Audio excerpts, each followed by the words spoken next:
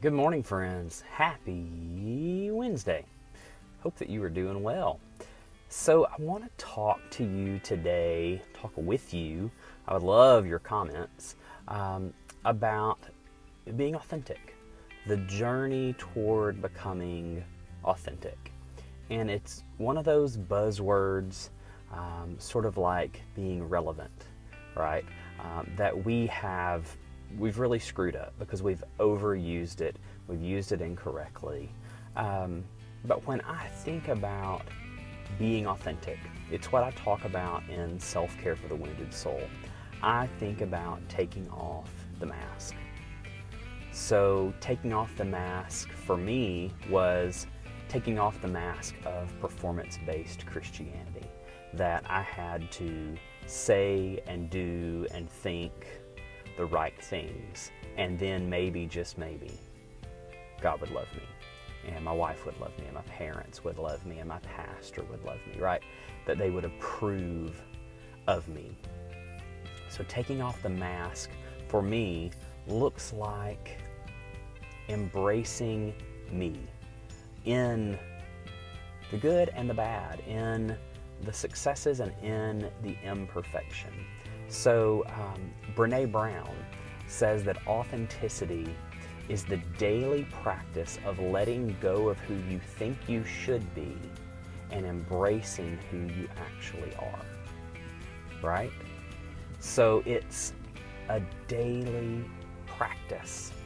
You don't just wake up one day and, oh, I'm authentic, or you're not just born authentic. You're not just born inauthentic. But we practice authenticity. We practice showing up in even difficult conversations, right? And taking that mask off, not having to be a people pleaser, not having to perform for whoever we're with. Brene Brown again says it's choosing discomfort over resentment. So if I show up in a meeting at work, or I show up in a conversation with my wife and I'm not authentic and I choose to do whatever it takes to please whomever I'm with, but then I spend the next 3 days resenting the fact that I said yes to something I really didn't want to do, I wasn't authentic. But if I choose to take off the mask and say no to something I really don't want to do, or something I really don't have time to do, or something I'm just not interested in, if I'm willing to set boundaries, even with people that I love and adore, then I give myself space, I give myself the opportunity to be the real me, to embrace who I am instead of trying to be who everyone thinks I am, or needs me to be, or wants me to be.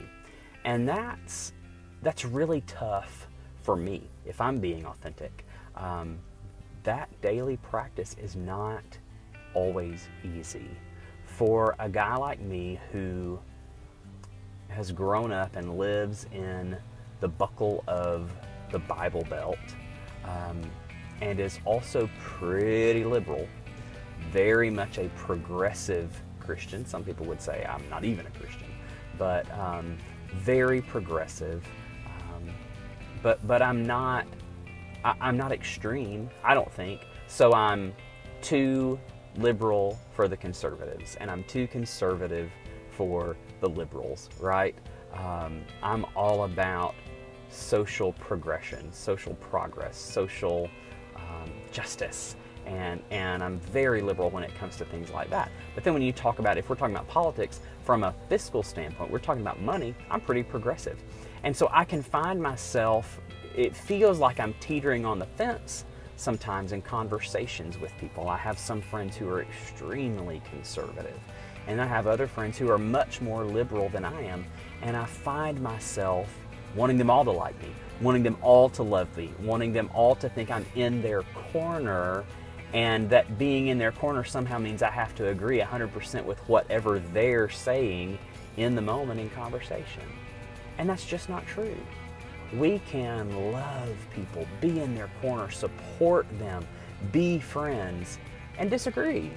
And we can tell our truth and still be kind. We can tell our truth, take off our mask, and show up in conversation and be our whole self, our full self, our self in 3D. And if someone disagrees with us or we disagree with them, we can still be kind. Disagreement doesn't have to mean disconnection.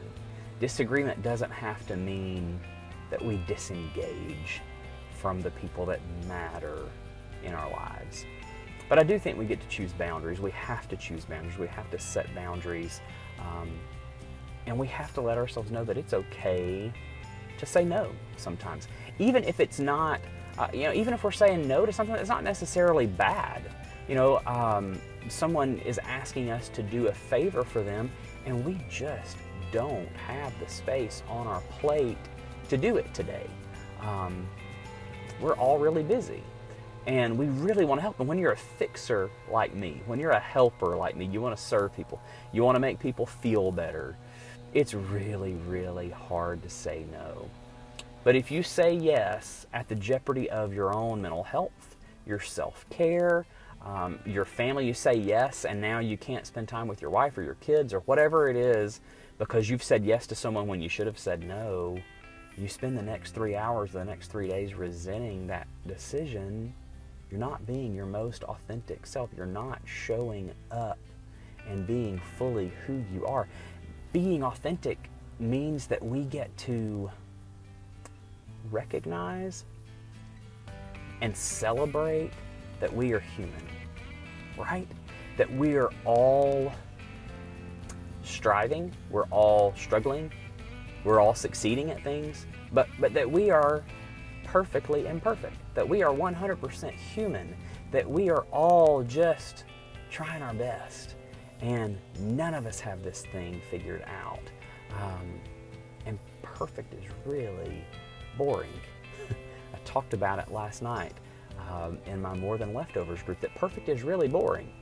Nobody really likes that plastic Barbie doll because that Barbie doll is plastic, right? It's not human with flesh and blood and emotions and joys and losses and failures and successes and all of the things that this whole spectrum of human emotion and experience that we get to have. That's what makes us authentic. So you're going to piss people off. You're going to disappoint people when you choose to be authentic because they're used to you, just being able to put the quarter in your back and wind you up and see you do a song and dance. And when you start showing up and being your truest self, some people aren't going to like it. I've lost friendships. I've had to leave churches because I am a whole person. I may be a Christian. I may be a former pastor, but I am a whole person with questions and doubts and faith and anger and disappointments. And I have particular issues that I am very passionate about, and some of those issues are not popular in certain in certain friendship circles that I have. But I have to be me. I cannot be you. I cannot be this image that you have of me, that you think I should be. I have to be who I am, or else I will die. And that's the truth of the matter. I wasn't my most authentic self for the first 30 years of my life, and it nearly killed me. It landed me in an ICU room, wondering if my liver was going to fail, not being able to feel my legs for 3 days, wanting to be dead because I was scared to death of being real. I knew inside me that I had questions and struggles and doubts and depression and anxiety and trauma that was unthinkable, that I didn't know I had permission to work on, to deal with, to go to therapy for. I didn't know that was okay. So many of us live with so many secrets, and our secrets are drowning us from the inside out. But when we choose to be authentic, to tell the truth even when it's uncomfortable, to ask for help, to say, I'm not okay today. It starts to change everything. I'd love to hear your thoughts in the comments. I would love to hear your questions, your concerns. If you got questions about what authenticity really looks like for you in your real life, maybe you got an example you want to share, you're looking for advice, I would love to talk to you. I love to hear from you. Your comments on Facebook and on the blog, they just mean so much to me because I crave conversation. What I don't love is this guy next to me who's doing the leaf blower in the parking lot at work. It's about to drive me nuts. Just being authentic. Casey says, so good to get home to a live stream. Thank you. Oh, thank you, friend. I hope that you can still hear me because, wow, I can't hear myself. I think this guy is blowing leaves into my car. Oh, my goodness. Okay, I'm going to let you go because it's driving me nuts. All right. Have a wonderful day. If you want to reach out, you can email me anytime. If you got something personal that you want to talk about and you don't want to post on Facebook, email me, steve@iamsteveaustin.com. And follow me on Twitter. I am on Twitter all the time, all day, every day. Love, love, love my Twitter folks. Love my Facebook folks too. But I'm on Twitter much more often than Facebook these days. So email me, reach out, take good care of yourself. Do your best today to peel that mask away. Try it just in one conversation today. Just in one encounter today with someone who is a difficult person, an overbearing person, someone that intimidates you. Try it today in one conversation and see what happens. And report back. Let me know. Okay, see you soon. Thanks a lot. Bye.